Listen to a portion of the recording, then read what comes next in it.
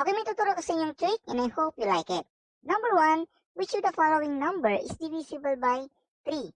Pag 2 digits number or 1 ay madali lang. Like 27, basically, divisible by 3 yan. 18, 9 ay madali lang po. What if naman kung malaki ang mga number tulad ng ating mga choices?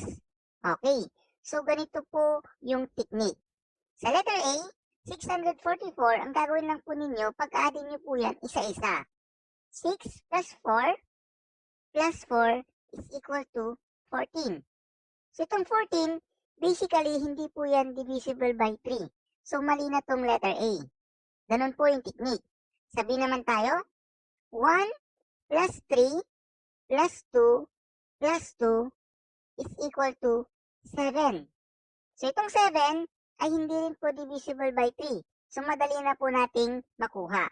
So eliminate na po natin tong B. Dito naman tayo sa C.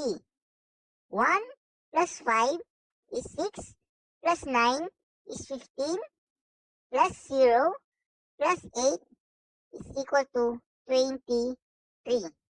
So itong 23, hindi po siya divisible by 3. So mali itong letter C. Next, itong D, 2 plus 0